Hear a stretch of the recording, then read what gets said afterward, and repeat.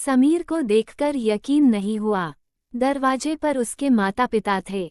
माँ का पैर टूटा था, प्लास्टर चढ़ा था, जैसे तैसे सहारे के साथ खड़ी थी। इंसान के पास जो होता है उसे उसकी कद्र नहीं होती है। इस मन को हमेशा दूर के ढोल ही सुहावने लगते हैं।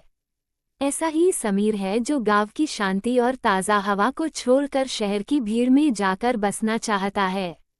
मिट्टी की खुशबू को छोड़कर शहर का धुआं खाना चाहता है। जिम्मेदारी और मजबूरी इंसान से सब कुछ करवाती है, लेकिन समीर को ऐसी कोई मजबूरी नहीं थी। घर छोड़ते वक्त पिताजी ने बहुत समझाया, हमारे पास यहाँ गांव में इतना है कि हम अच्छे से खा सकते हैं। भगवान की दया से इतना हो जाता है। फिर तू हमारा इकलौता लड़का है, हम चाहते हैं कि तू हमारे साथ ही रहे। लेकिन समीर मानने को तैयार नहीं था। पिताजी से कहा कि आपने पूरी जिंदगी गांव में गुजार दी, मैं नहीं चाहता यहाँ रहना। पिता ने कहा कि हमने जो भी कमाया है तेरे लिए ही तो है, और फिर यहाँ की जमीन, घर और पशुओं को छोड़कर तू वहाँ जाकर छोटी सी नौकरी करना चाहता है।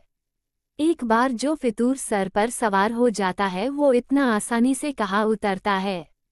जवान बच्चे ये भूल जाते हैं कि माता पिता जो बात कर रहे हैं वो सिर्फ बात नहीं है, उनका अनुभव भी है।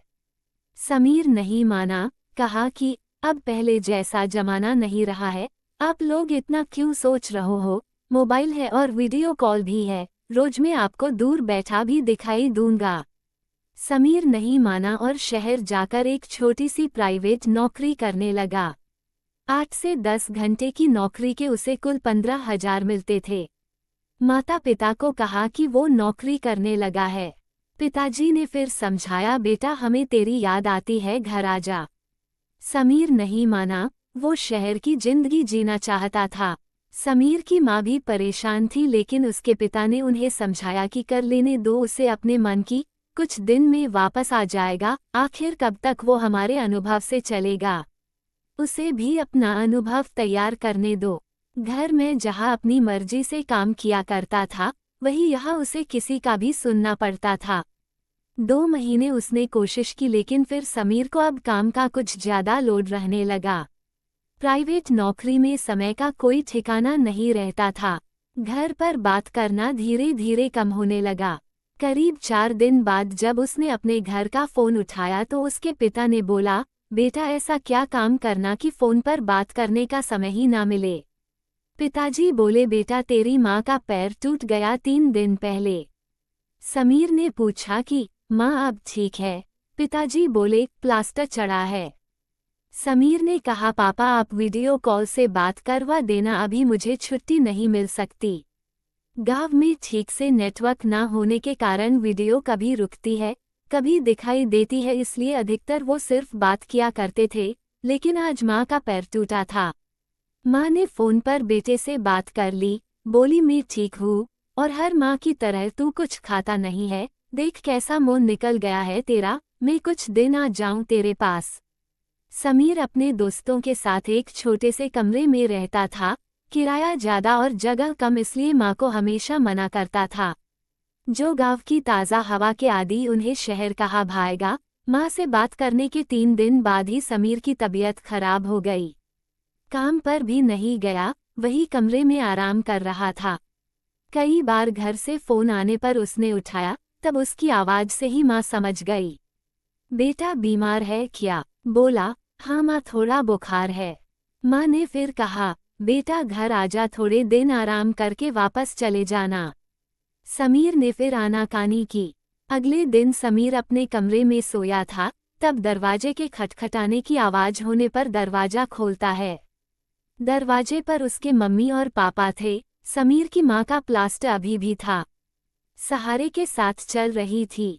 समीर को विश्वास नहीं हुआ कि ऐसी हालत और दर्द में उसकी माँ यहाँ आ जाएगी। माँ तुम ऐसे यहाँ क्यों आई? वीडियो कॉल पर बात कर लेते। बेटे की बात खत्म होने के पहले ही माँ बोली, अरे आग लगे तेरे फोन को, उसमें अच्छा नहीं दिखाई देता, देख कितना दुबला हो गया है तू, और उसने मैं तुझे छू भी तो नहीं सकती। समीर ने अपनी आंखों के आंसुओं को बड़ी मुश्किल से रोका, क्योंकि उसे पता था कि उसके एक आंसू निकलने पर उसकी माँ के ना जाने कितने निकलेंगे।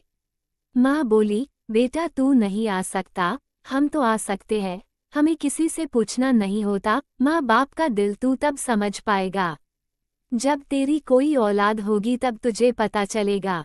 समीर के पिता बोले, बेटा मैं तुझ पर ज्यादा दबाव डालकर वापस ले जाना नहीं चाहता, क्योंकि मुझे लगा कि शायद इससे भी तुझे कुछ अनुभव होगा। लेकिन कभी भी परेशान मत होना और हमेशा सब कुछ अपने माता पिता से जरूर बताना, और जब जी चाहे तब घर आ जाना।